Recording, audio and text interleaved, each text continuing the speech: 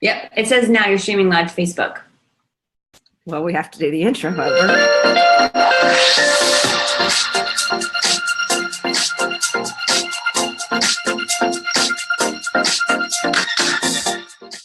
Welcome to the Kendrick Shope Show. I am your host, Kendrick Shope. If you're looking for Oprah, you're in the wrong place, but you are going to be just as happy because today is Tell It Like It Is Tuesday.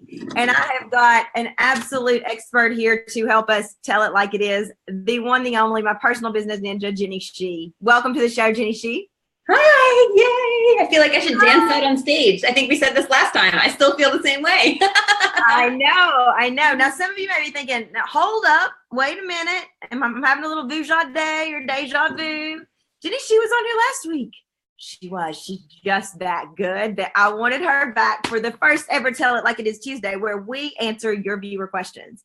This show is entirely dedicated to you, to your questions. You can ask me or our guest anything about running a business, anywhere where you're stuck. And it's one of the things that I said in today's Authentic Selling One Business Truth in our Authentic Selling community.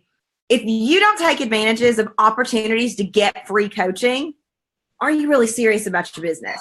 Because, why would you not? If you are sitting around saying, yeah, but it's so hard, or I don't have money to pay a coach, or I'm going to Google the answer, and you're not taking advantage of opportunities like this or of fantastic free trainings like Jenny has out right now, you really need to sit back and go and question your commitment to making this business work, pun intended, because those are advantages and opportunities you must take advantage of.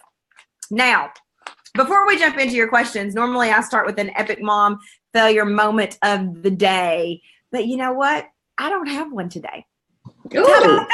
How about that? I have failed so much that I can't even tell the failures from the successes because I love my kids so much. So we are going to jump straight into your questions. Now, your questions have been coming in overnight on Facebook, on Twitter, lots of places. And so, Jenny, we're going to jump right in. You ready to tackle some questions? I am, but I realized that I forgot to clean up this. This is my work desk. I forgot to clean it up, and I'm feeling terribly embarrassed right now. Oh, boy. It's interesting to me, and I'll start with a question here to warm the audience up. Jenny, in what setting do you do your best work? Quiet. I do my best work in the quiet. I also do my best work when I get to look at the sunshine and see things outside. But quiet, really. I get to do my best work in the quiet. It is, yeah. I am not a go work in Starbucks kind of girl. I am not a co-working space kind of lady. Yeah. It's quiet, please. So even within quiet, like, is there a setting, and you said sunshine, but like in your pajamas in the bed or dressed up in your sheets and your dress, like? Yeah, I just have to be comfortable. So today, because we're going to interview, you can't really see it because the screen's so short. I got a nicer sweater on, but I got jeans underneath. I'm not, obviously you can tell I just got out of the shower. I'm not a sweats and yoga pants girl every once in a while, kind of, but I just have to be comfortable. I need to be quiet. I need to be have a big mug of water and, some tea and be fueled up and quiet. Really, can you tell what really matters to me? Yes, quiet. How in the world are we friends? Mysteries, things that make you go, how in the world? Right?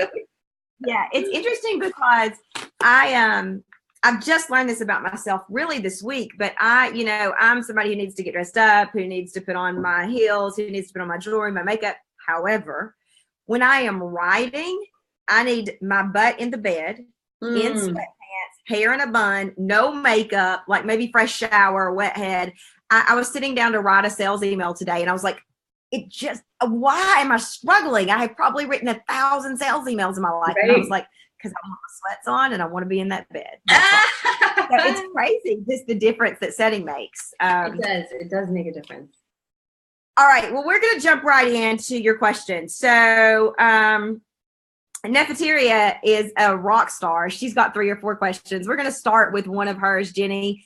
I have offered free sessions. When I follow up with them, is it just a basic follow-up of asking how it's going?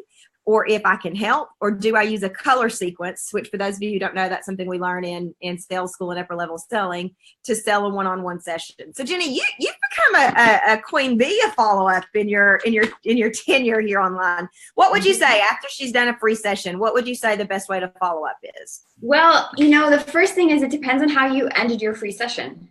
So you have to look at how that free session ended. Did you end your free session saying like, awesome, good luck? Did you end your session saying, this is great, here's your assignment, I'm gonna follow up with you in a week? Did you end your free session with them asking about your paid services? So it all depends on the step that came before. So let's say that you did what I learned from Kendrick, which is you gave a free session and you gave them homework. So you end the call saying, here's your assignment. I'm going to follow up with you in 3, 5, 7 days, whatever's appropriate based on the assignment you give them, and you check in on their assignment. And here's the thing where most people mess this up is they check in and say, how's it going? Do you want to buy my product or do you want to buy my package? Instead, you just say, how's it going? How did the homework assignment go?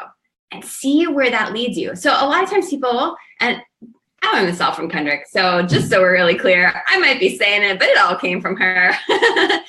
When you do these follow-ups, the thing that keeps them authentic is allowing the follow-up to be led by the prospective client. So you let them take the lead and show you where they want to be taken. They will say to you, oh my God, it was so amazing. You changed my life. And then they might be like, I'm going to love you forever. And you can kind of hear that means we're done, which is fine. Cheer them on. Awesome. Make a note to check in 2 months later and see how they're going on. Maybe they say, that was awesome. I want more. How can I hire you? Or maybe they say, I totally couldn't do it. I got completely stuck. In which case, that's also an opening to say, well, this is what I help my clients with. So it really, the follow-up is all going to depend on how you ended the previous session and then letting the client sort of lead you into that next step, which is not always pitching. And I think if you have in your mind, free sessions should be pitched later. Like if that is an equation in your mind, you got to get rid of it because not every person should be pitched, and we have to listen and really pay attention and tune into the client. I think that's fantastic. And I think it's, I took a little bit of flack. I would light flack in the online world for doing the bait and switch with a mini session leading into a pitch. I'm like, no, that's actually not it. There are plenty of people that never get pitched, right? Mm-hmm. But if you see an opportunity where you can help somebody, it's your obligation to pitch them. It's your obligation to say, this is how I can help. So I think the key takeaway here is each conversation is different. It's one of the reasons it's been so hard, Jenny, for me to create a structured follow-up system, because it depends on what the person did before, right? Yeah. I always say, well, let me see the previous email and then I can help you. So there's one answer for you, Nefertiti. I think that depends on how you left it. It's why we learn in sales school, always give homework, because then you have a reason to check in and see, did they move on? Did they not? Okay, great. Have another question here, and I'm gonna actually, no, I'll read it verbatim. I was going to try to take liberties because it's a long question, but I will. I'll do it. I'll do it differently. While I'm pulling this question up, Jenny, here's a question that came in through email. Jenny and Kendrick together is, quote, like peas and carrots. I think somebody's making fun of me because I say peas and carrots all the time. Like forced up. Yes. Here is my question. I am wondering, how do you know who you can trust online? There are experts everywhere talking about do this, and they seem to contradict in some places. How do we know who to trust? Jenny, I'm gonna let you take that one. This is such a good question, and whoever asked this, thank you for asking this question, because it takes some guts. It takes some guts to ask a question like this. So first of all, thank you. Way to go. And my first instinct is to say, totally trust your gut. You have to 100% trust your gut. And if you get this funny little something doesn't feel right, trust it. No matter how good their marketing is, no matter how good their sales page is, no matter how slick their webinar or their copy or their social media posts or how awesome they look on Instagram, if you get a little don't follow it. But I want to differentiate who to trust in terms of who should you invest your money in. I want to differentiate that from this other part of your question, which was people are saying different things. And I think this is a really important thing to address. And I think it's separate from not trusting people. So I'm just going to give you 2 little examples. In my business, I teach my clients two things that contradict what other people teach. So the first thing I teach is new people to start out with what I call a bite-sized offer. If you're familiar with the product world, it's called like a minimum viable product. It's the same concept, something really small to test your idea, to test your marketing, and to get experience. And then to build on that bite-sized offer and eventually sell very high-end premium package in the several thousand or $10,000 range. But which is different from what other people teach, which is say, go right out the gate charging $3,000 to $5,000. So two different approaches. And here's the thing, they both work for different people. Second thing is a lot of people teach this idea of strategy sessions or discovery calls where you get on the phone and you teach, like you give people something free for an hour and then you hard pitch them at the end. I personally hate those. I hate being on the receiving end of those. I will never do them to anyone ever.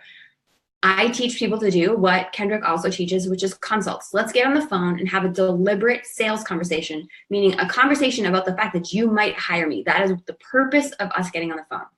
So strategy session is one way, consult's another way. Again, they both work, but for different people. So the first thing you need to do is if somebody feels off to you, trust your instinct because not everyone is right for everyone. Kendrick is not everybody's cup of tea. I am not everybody's cup of tea. Every coach out there is not everybody else's cup of tea. It's okay. So first, trust your gut when it comes to that. And second is know that conflicting advice is normal. It's always going to be there. I mean, look at it in the weight loss industry, look at it in the health industry, look at it in the child rearing industry. I mean, it doesn't really matter. You're going to find conflicting advice about every field, everywhere, all the time. And that's okay. Just ask yourself, do I understand their philosophy behind doing it? So, for example, I have a couple of videos on Facebook about bite-sized offers and consults. And the purpose of those videos is to educate people why I'm a fan of using that approach versus the other approaches out there. And when people watch the video, most of them go like, oh, I never thought about it that way. That makes a whole lot of sense. I like it. Now, I'm also going to bet that some people watch and be like, yeah, that doesn't sound like the right thing for me. Awesome, great, don't hire me. So what you want to do is you want to make sure that understand the reason why somebody says do X and why somebody else says do Y, and then check in with yourself and say, which feels better to me? So at the end of the day, how do you know who to trust? Trust yourself first. Trust yourself that you know what's right for you. Not every coach is right for you. Not every approach is right for you, but you feel into what feels right. Get your head out of the way and trust your heart. I think that's great. Jenny, I have a follow-up question for that. On a side note, when we get off of here, Jenny, I need, like my message is closed and it's still dinging. Why does that happen later? Every day. I'm like, why is it dinging? Okay. I need to put it on that time, I think. But anyway, so I have a follow-up question. So so when you talk about trusting yourself, and I love this question, I really want to dig into it a little bit more. When you talk about trusting yourself and you said, conflicting advice is normal. Do I understand their philosophy? Can you tell me a little bit more about so in other words, what does that mean? Does that mean Jenny says do bite-sized offers and here's why, and I understand what that means? Is that what you mean by that?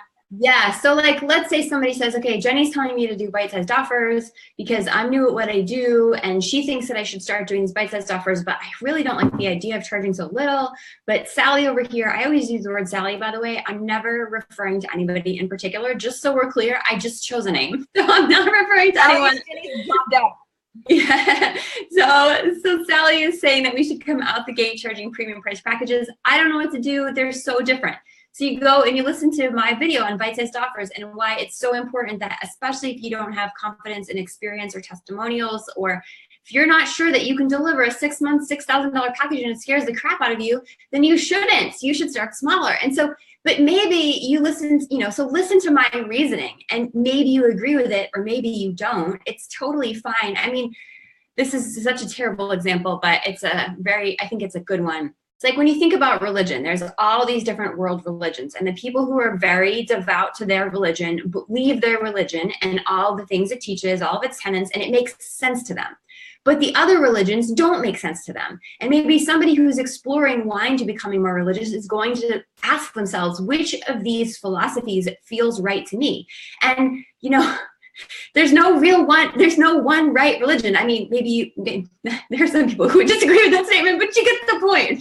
You got to listen. You got to listen to what people are saying and say, which one resonates with me? Which one feels like is true for me? And that's what I mean by really looking into the philosophy of it. I love it. Is there, this is the follow-up question too, that I wanted to ask, but I wanted to make sure I was on the same page as well. So should people follow one system? So if there are all these conflicting pieces of advice, right, which is normal, and then they're like, I understand Jenny Shih's philosophy. I get it. It makes sense to me. I'm on board. I like her. I want to do business with her. Should they really follow? So I use a makeup example from face wash to moisturizer to the whole Jenny Shih gamut, right? From mascara to foundation. Is that the best way to create success?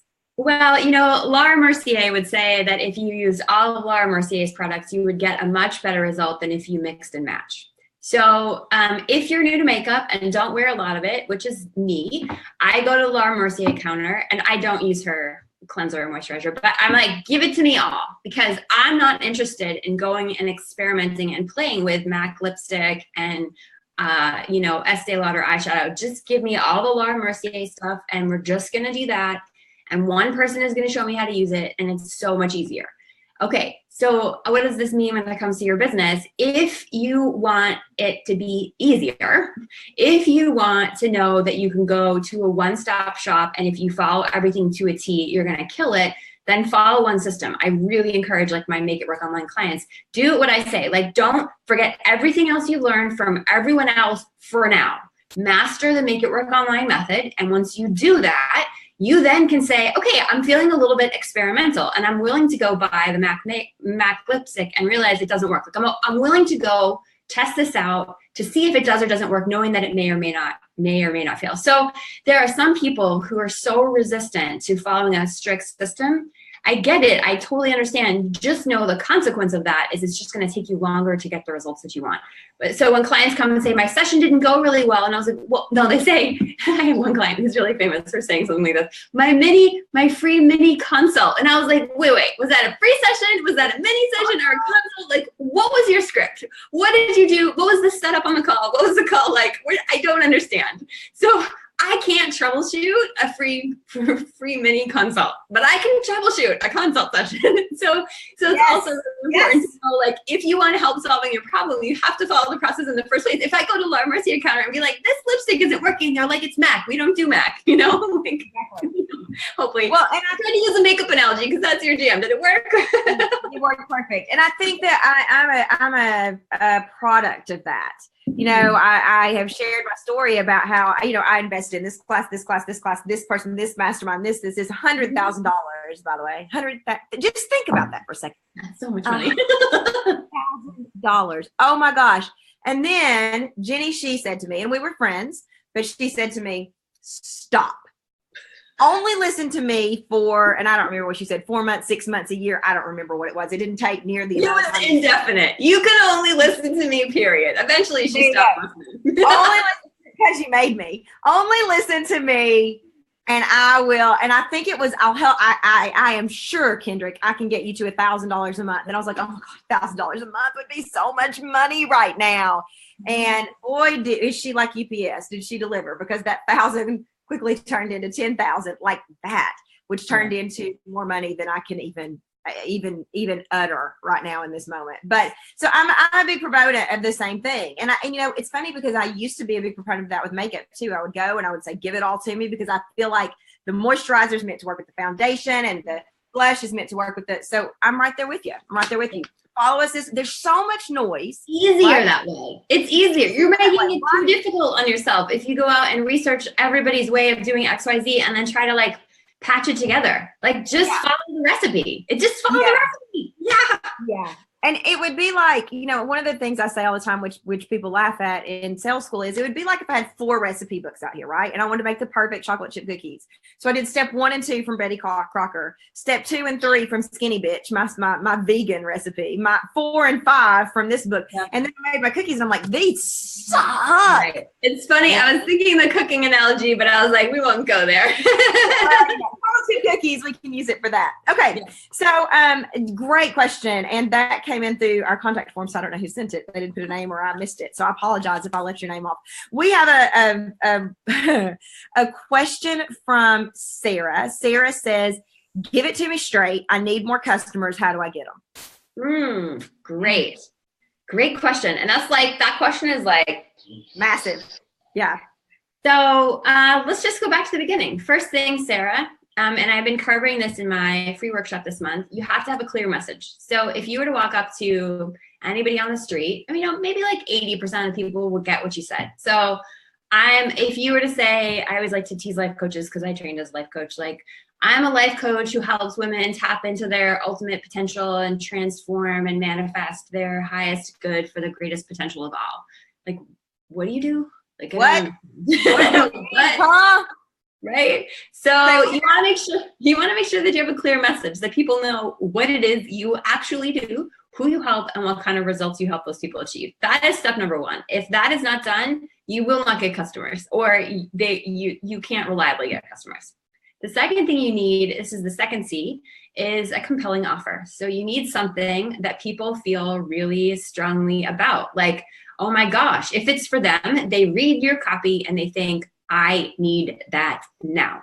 Like, you speak to them so strongly and so clearly that there's not a doubt in their mind that you can help them create and achieve the results that they want. So clear message, compelling offer. The third step, or this is my 3C strategic plan. So clear message, compelling offer. And the third C is consistent outreach. So you have to then, once you have a clear message and a clear offer, you have to go out there and find your customers. So a lot of times people think, and I totally made this mistake when I first started, that you just tell people that you're an awesome life coach and they will flock to hire you. And nothing could be further from the truth.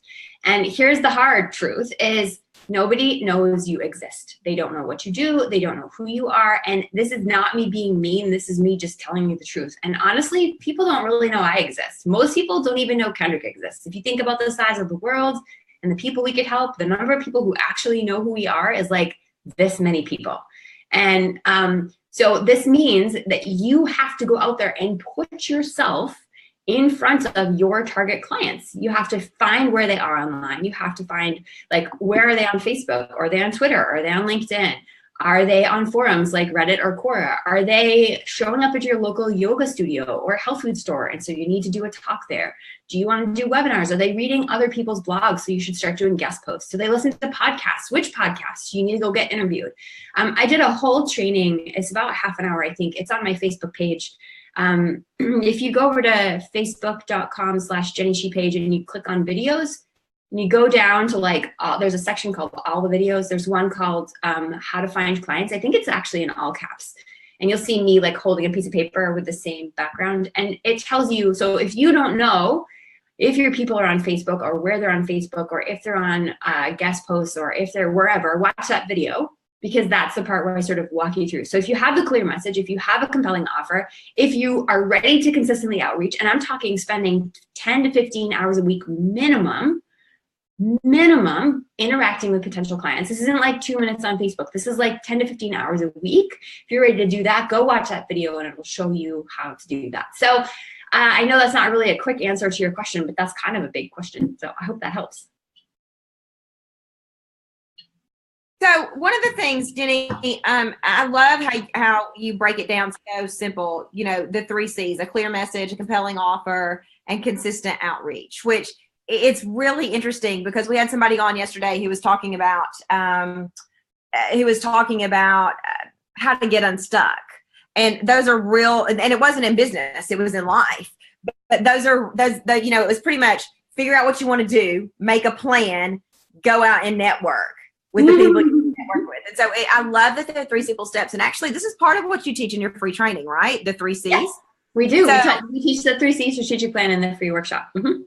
Yeah, so this is the free workshop I've been telling you all about forever, and now the videos are actually, they're live, they're becoming live as we speak, and I'll post the link here for you all to watch it. Jenny has a massive, what's that word?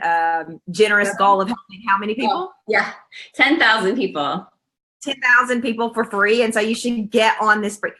Trust the redhead, get on the free training. If you're not on it, I'll post the link at the end of the show. But she tells you, she goes into, Jenny Shih is fantastic at breaking things down into what she calls the gnat's ass. Now think about that for a minute. Gnat's ass is smaller probably than the head of this pen.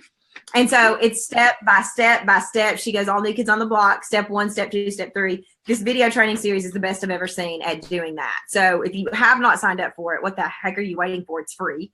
Do it. And on Thursday, it all comes together with the 4th training, which is live webinar. And we have 3 different times. I have to get up really early on Thursday, and I have to work way later than I normally work on Thursday. But that's really to help facilitate reaching as many people as possible. So if you haven't signed up, I love it.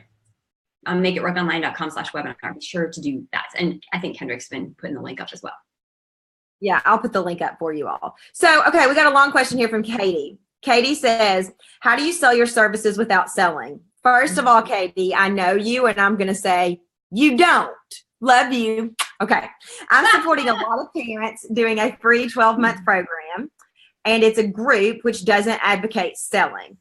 Plus, I'm not doing it for the sales. This is a long question. So I want to be of service, but I know some of the parents need to up level. 3 have reached out, and I'm already actively supporting one of them privately. What should or can I do, not to annoy anyone, but to let people know how to work with me? If this is you, then you need this. Thanks a million. Then Katie says, I posted this publicly and had to delete it because I didn't realize it wasn't in your group. Some of my friends are these parents. Awkward. That happens, Katie. It happens to the best of us. And so Katie's question, I'm going to condense it a little bit, is basically, yep. I'm in this group. I'm giving for free. They don't allow pitching, which is how to sell without selling. So I take my comment back, Katie. Is it her group? Is somebody else's group she's in? Somebody else's group. Okay. So how do I let these people know I can be of service without selling them? Jenny, you got any ideas on that? That's a hard one. Yeah. So this is sort of a nuance, and this sometimes is and sometimes is not allowed in a group. So this may or may not work, but sometimes people will post a question. Okay, so if you Google JennyShih.com get clients social media, just type that into Google. It will send you to a blog post that has an in-depth video on what I'm going to tell you right now. The video will cover it a little bit more. But basically, the idea is you converse with them on Facebook just like you normally would until you reach the point where it's kind of hard to answer their question in text. So most of your questions you're going to answer. You're going to answer and nothing. You're just going to be awesome, and they're going to think that you're awesome, and some people are going to start to scope you out, and that's going to be super cool. But then some people are going to ask a really tricky question, and you're going to sort of drill down, and you're going to have this conversation, and at some point they're going to say, well, you're going to ask a question, their answer is going to be such that your response is like, this is really hard, like genuinely a little bit difficult to answer in Facebook. And so at that point, I would say, hey, I've got 5 minutes. Do you want to hop on Skype, and I can explain my question, because it's a little difficult to do in Facebook. Now, some moderators say that's not okay, and so you're going to have to check in on the group. But then you get on the phone or you get on Skype. By the way, I learned this from a client, saying let's hop on Skype sounds way less salesy than let's hop on the phone. So it can be a really great way to feel like you truly are being a service. You're not just making this up. And then you get on the phone and then you truly serve them. You don't pitch them there on the phone. Refer to the first question we answered earlier about mini sessions and really free sessions. And you don't pitch them on the phone. You answer their question genuinely, and then that's it. So that's what I would say is the first thing to do. The other thing to do is, if it's a really strict group with no pitching or no references or no nothing, then maybe it's the wrong group. So there's always that piece. Like some groups are super strict about that, and it's okay. It's the group person's, they get to decide what gets posted and not get posted. So you can also consider looking for other groups as well. So I think that this is a great question, and so many people struggle with this because so many groups are a pitch-free group, for better or for worse, whatever. They're a pitch-free group. I think one of the things that I remember when B School maybe was always pitch free, but I don't think it was when I started, and then it became pitch free. And so one of the things I would do is, my bangs need to be trimmed, is I would go in and I would be of service, like Jenny was talking about, for sometimes 15 hours a week, sometimes more than that. If I didn't have a customer, I was online coaching somebody for free somewhere. And my goal was always to give as much as I could give, but to take the conversation offline. So, it wasn't a manipulative thing, but eventually people had problems. The people that really needed help had problems so big that I couldn't answer in a really super easy response on Facebook. And so I would say, hey, let's hop on the phone, let's hop on Skype, whatever. Today you might say Zoom, and for not pitching you anything, just let me help you. And then that's where the mini session would sort of come in. I would give the mini session, and then I would follow up. Yeah, this works, y'all. And it feels so good and so expansive because you're giving. If you don't have customers, right? If you don't have customers, you need to be on social media, not playing, not commenting, coaching. And there's a difference. Yeah. There's a difference. And so, Katie, you're doing that. You're taking it literally. You're giving away 12 sessions or something like that for free. So good for you. You've listened to Jenny Shih. I know you know Jenny Shih. But, stop. But you now it is great. Let's go in and continue to be of service and take those conversations to where they can be more meaningful offline somewhere so you can actually pitch them. I love that answer. That's a hard question too. We've got another question here that says, if you have 2 different niches, which Kendrick Shope approved, should you have 2 different Facebook groups? Jenny? What are the 2 niches? Well, I know this person, so I will. I'll answer for her. One is credit counseling coaching, and one is business coaching. They are not related. Yeah, then separate. So I always ask. Here's what I always ask: is there any way? So I'm going to say separate Facebook groups, not necessarily different websites. So I always ask myself, or ask clients, because it doesn't really apply to myself. I always ask clients, is there any way these can fit together? Now, if you teach painting and you are also an accountant, probably would be 2 different websites. But if you help with businesses and money, that there's some room for them to be on the same website, maybe. And the reason I'm a fan of combining whenever possible is you then cut your work down significantly. So otherwise, you're going to have to grow 2 email lists. You're going to have to blog double. You're going to have to send 2 separate newsletters, and that's okay. Just know that you're by having 2 things, you're splitting your energy, and you're going to get your results half as fast or even slower. So just sort of keep that in mind. I have a podcast episode I did on what I call 100 units of energy, which is basically like the more things you try to accomplish, I'll just explain it. So you have 100 units of energy per day. And if you are trying to build 2 businesses and have a life and take care of your children and clean the house, then each business is only going to get 10 to 15 units of energy per day. But if you had only one business you were trying to build, that one business gets, 30 to 40 units of energy per day. So obviously it's going to grow faster because it has more energy. So you can have 2 different niches, but just be mindful of how you manage them. But in terms of Facebook group, because that was your specific question, yeah, they definitely have to be 2 different groups. Yeah. And I think here the caveat is she's exploring with a new niche. So it's kind of like when I went from life coaching to sales coaching, and we had some foundational stuff in place for life coaching. And at what point did we transition? And so I said, when she asked the question, sure, but you have permission to play. You have permission to say. Of course. This is just to play? Yeah, absolutely. Well, she's not a play kind of woman. She's kind of like me. She's like, let's go. And we talked about the same thing about, can you marry the 2 niches in any way? Can it fit under one umbrella? In this case, it's not. So I agree with Jenny. You need 2 Facebook groups if you want to speak to both people, but I'm not sure you're ready to have 2 Facebook groups yet. Like, let's make sure. It's a lot of work. Start one. Yeah. Start one and then go from there. All right. We've got another question here, which is, what is the minimum number of sales emails that should be in a sales funnel? And then they give choices, 3, 5, or 7. Depends on what you're selling. There's no that's like saying how many ingredients should I put in my dinner?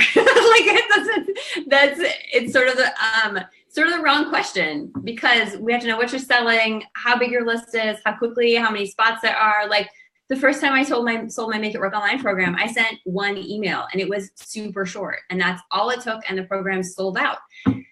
Now we send, because the program is much bigger, we send way more sales emails than that, but there's still no right number. It's more like, what is our goal? What are we trying to convey? There's a whole lot of factors that go into that. So sorry. Yeah. So let's talk about for an opt-in funnel, Jenny. So opt-in delivers, right? Got an email that delivers the opt-in, and then we're going to sell them into a bite-sized offer from that funnel. What do you think? Is there a certain number or no? No, no. No, and I'm not trying to be difficult. Like, so personally, you know, in our in my Make It Work Online program, in my 1,000 subscribers program, we have a sample autoresponder series that's about 6 emails. And then we tell people, like, the first one delivers the freebie, the second 2 are building like, know, and trust, and the final 3 are sales. I think I don't remember off the top of my head exactly what we landed on, but I think it's really important. Sorry, I get really triggered by the use of the phrase sales funnels, because I think a lot of people use it without totally understanding what it is. Especially with all of the marketers that are out there right now that are like, you need funnels and you need this, and you know, that a lot of times they're just throwing the word around, and everybody here is a good student who wants to be successful in their business, and they're motivated and they're willing to do the work. And so they hear, okay, funnel, I need a funnel, I need a funnel. And it's like, sometimes you don't need a funnel. So, you know, is it good to have a few autoresponders follow up after your opt-in offer to create like, know, and trust? Absolutely. Is there a right number of emails to have in your funnel? No. Do you even have to have a funnel after your opt-in offer? No. Like, there's so many other ways to get clients. So I just sort of I get frustrated because I feel like the people who are teaching these ideas are teaching it somewhat irresponsibly, and they're not giving people, they're just so narrow-minded when it comes to, this is a funnel and this is what you need to do and this is what you need to create, that they're not giving people the full context in which a funnel is important or not important, or if you should even be using it in your business. So I sort of get a little bit activated around that. That's a good word. You know, one of the things that activates me about sales funnels is this. Sales funnels became a buzzword, I don't know how many years ago, and I'm literally scratching my head saying, my God, these are follow-up emails. Like, I've been talking about follow-up for 25 years, right? And so now it's got a catchy new name and everybody's on board. And I'm like, the reason sales funnels work in the right place is because 50% of all sales are closed in follow-up communication. So of course it's going to work. That's what it is. Right. And but sales funnels just took off. It's also kind of like I still refer to landing pages as squeeze pages. And people will be like, "But what is that? A lead page?" And I'm like, I mean, it's funny to see the marketing terminology change, because it's the exact same thing. Yeah. But yeah, I think that's a great point. And I think that, you know, we didn't have, and we may still not, we didn't have we had an opt-in funnel for a long time. We got, you know, deliver the opt-in, but then if you're communicating weekly with your list as well, that also acts like a funnel or a follow-up, because you're constantly in front of people. And so the thing to balance here is, when are we bombarding and when are we not? And bombarding is what everybody's afraid of. So I think that's the question about how many should be there really depends on how much you're communicating, what your end goal is, what you're trying to do, and do you need one for that specific thing? I completely. By the way, sales funnels are follow-ups. Yeah, the context is important in order to answer that question. It's not a canned. It's not a canned. There's nothing we can can the answer. Yeah. All right, let's look. I think we got a couple more questions here. Let's look real quick. My phone just sort of went haywire. Here, we'll look here. Okay, so here's a good question that came in from Carolyn. Carolyn says, and I purposely chose this question because I wanted to hear Jenny answer it. I am considering taking Make It Work Online. We have 2 specific Make It Work Online questions. How do I know if I am the right fit? Jenny, take it away. Fantastic. So first, let's just do cut right to the bare bones. Make It Work Online, as you will find out soon, because it's not open for applications yet, has some requirements. Okay, so you have to run a one-on-one virtual service-based business. So you have to provide a service from you to one other person virtually, and you want to be able to market that business online. So if that's not you, if you're somebody who provides in-person services only, if you want to sell physical goods, if you want to sell digital products, not for you. So first off, that's super clear. The second thing is, this is a very action-oriented program. So it is not one you go through passively on your own. You'll find this out soon, but it's very active. So you're going to do a lesson. You're going to watch the video lesson. You're going to do an assignment. You're going to work with a power group on that assignment. You're going to then refine your assignment. You're going to submit your homework. You're going to get feedback on your homework. You're going to refine it, and you're going to do it again. So for example, with your compelling offer, You're going to go through all of that actively with the whole group. So if you're not somebody who wants to participate and take action, you just want to sit back and watch videos and just like watch the lessons go by, program is not for you. If you're ready to show up and do the work and you want help and you love the idea of camaraderie and support and not going at it alone, totally for you. You have to have a published website. And you have to know your business and your niche. You have to be really clear on that. So those are some other requirements. So first, if you pass all of those criteria, then how do you know if it's right for you? Well, we have an application process, which is the whole point of the application process is I am not interested in convincing a whole bunch of people using slimy sales tactics to convince a whole bunch of people to sign up for my program only to have them frustrated or disappointed or not get what they need. So Make It Work Online is an application process, and your application is reviewed by me and the Make It Work Online team. We have a team of people in Make It Work Online, a team of coaches actually, and they're going to help review the applications and make sure that you are a perfect fit, that what your goals are and what your ambitions are and your vision for your business are something that are in alignment with what we believe we can deliver for you.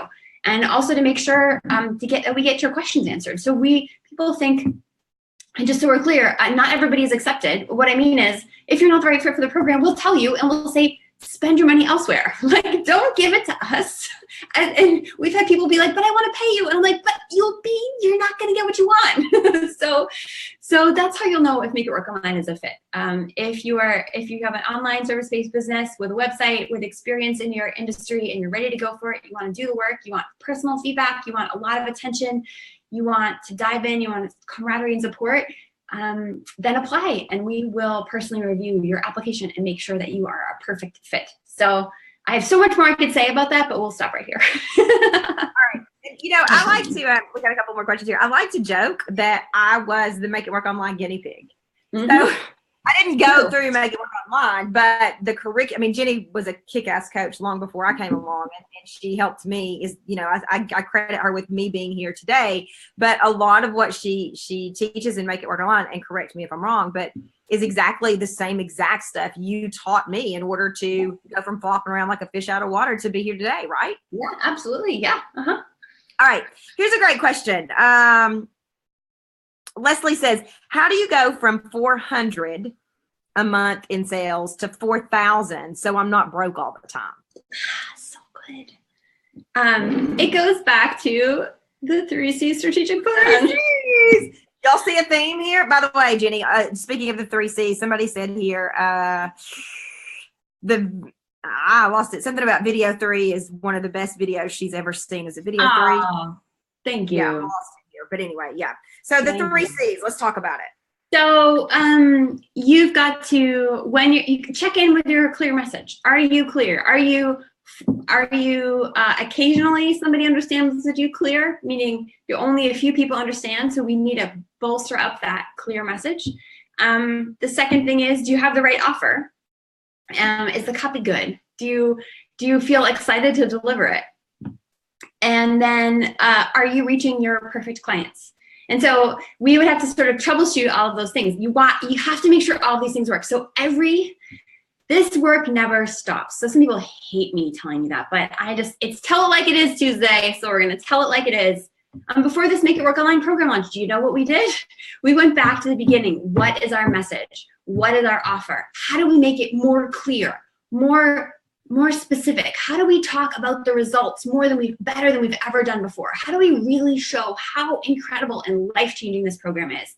And so every time you want to up level in your business, go from making however much money to making more money, or to sell more of your program, or to raise your prices, or whatever that next step is, you've got to go back to the basics of the 3 C's. So how do you go from making 400 to 4,000? You make sure your message is clear. You make sure you have the right offers, and you make sure you're consistently outreaching. And when you do that, when you're consistently getting clients for your $99 bite-sized offer, very soon that $99 bite-sized offer turns into $199. And very shortly after that, it turns into $249. And very shortly after that, you have people asking you for 3-month packages that you're charging at least $1,000 for. So when you do these right things mindfully in the right order, you can grow really fast. It's interesting to me too, because I'm going to make a confession about something that Jenny Shih told me 4 years ago, that maybe wanted to pull my hair out, maybe wanted to scream. And I've confessed this before, but she's like, Kendrick, it will grow organically. if you do the things that you're supposed to do, it'll grow Right. organically. And I was like, I think I even said to you, what does organically mean? But you know what? Organically doesn't mean slow. And that's what I thought it meant at the time. What organically I have now learned, and I don't even know if this is exactly what you meant, but this is what I see in my business. So I'm sure it is. You know, you start doing the right things, and all of a sudden you see opt-ins go up. Not by thousands, but by a few. And then by a few hundred. And then all of a sudden you log in one day and you're like, oh my gosh, I remember when I thought if I could just get to this number, everything would be gravy. And that's a Southern saying for good. Yeah. And you see your revenue do the same thing. So you're at 400. Congratulations. 400 is fantastic. It's better than 0. Yep. And then it's doing these things like the 3 C's, clear message, compelling offer, consistent outreach that then allows those to grow organically. And you hear people talk about making money in your sleep. That's kind of what organic growth leads to. Your list grows in your sleep. And no, I'm gonna be honest with you. The people I've worked with who have done this had a real tough crash landing. Happens. I've seen it happen a lot. A lot. So as much as you think this is what creates, you just slow and steady creates so much sustainability. Like the stability I feel in my business, like knowing that there's going to be a paycheck every month, knowing that I'm going to be able to pay my team every month is very different than like, I need to go this way. Because on the other side of that is a steep drop. And we've both seen, Yeah, it's not a fun place to be. Okay, so we have one more question that we're going to ask here. Jenny, this is a great question. I sell products, but I want to make it work online. There's not a question, but that's not a question. Awesome. I'm so glad you want to make it work online. We only accept people who sell services. I don't care if you throw $30,000 at me. I still won't accept you as a client. And not because and why is that? Why is that? The curriculum is uber specific to service-based businesses. So specific. That's ass, people. Sorry. So specific to service-based businesses.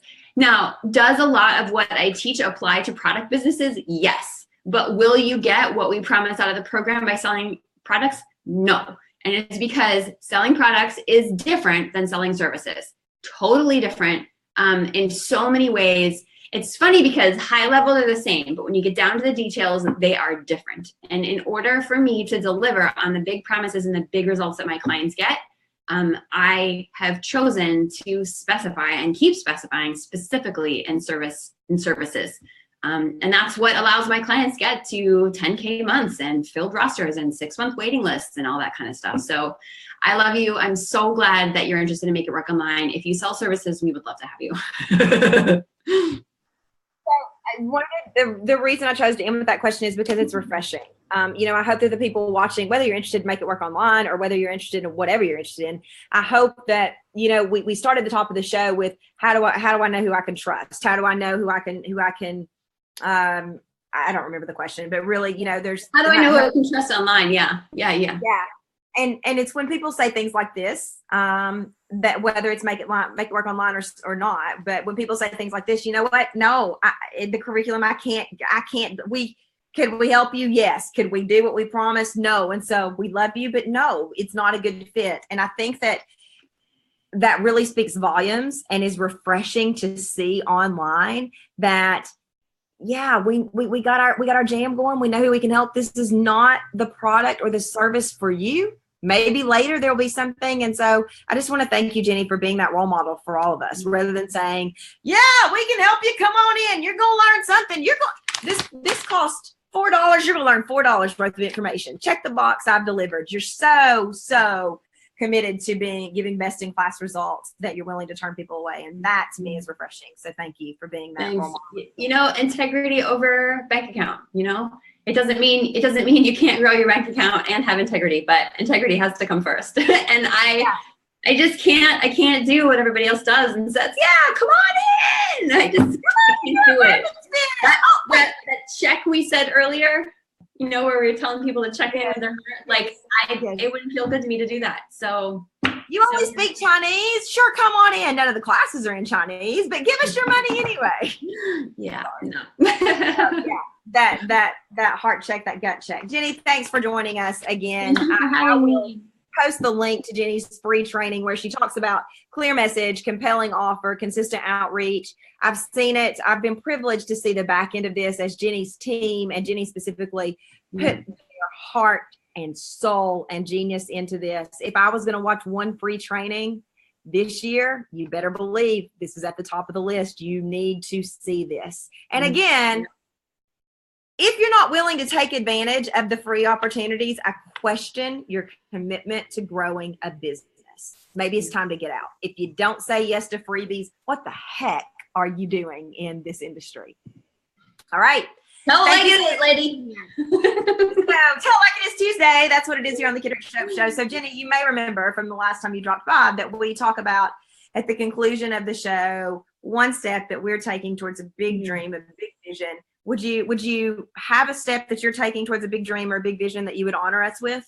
Yeah. So, well, truth is the rest of my day is all dedicated to finalizing Thursday's webinar. So, I am, to my own detriment, a woman obsessed with details. And we are going through, there's so many slides, so much information to share. And I'm going through all of them and really just making sure that everything is tight and perfect and really going to help change people's lives when they show up on Thursday. So one step I'm taking today is like working on this webinar. Yep. I love it. And I'm going to let y'all in on a step that I am taking today. So for those of you all who don't know, we just moved from Greenville, South Carolina. I have to think about that, back to Bentonville, Arkansas. And we've got a house to close on. And we got a house to sell in Greenville, which means our money's tied up in a house in Greenville. We got a house to buy here. So I'm going to go out and make some money so my family can get out of this hotel. I need to make money for a down payment. So we're going to start selling Authentic Selling Live, which I'm super excited about. Jenny, you've been pushing me to do this lovingly for 3 years. It's finally happening. Details coming out about that later. And I'm going to be there. And Jenny's going to be there. Kendrick and Jenny, it's like peas and carrots. Like live together in the same room, in the same time zone. Oh my gosh. And we'll be in our new house by then. But today, the step you need to take, I'm not even going to give you an option. I'm going to tell you what it needs to be. The step you need to take is sign up for Jenny's free training. Clear message, compelling offer, consistent outreach. There's nobody better to learn from. I'm a product of her work. My success is a product of what I've learned from her. Thank you so much for being here, Jenny. Thanks for having me. It's always fun, my friend. It's always fun. I believe in you. I believe in your business, and I believe in your ability to create a clear message, a compelling offer, and to do consistent outreach without it feeling icky, sleazy, slimy, or gross. Go sign up for the free training now. Bye.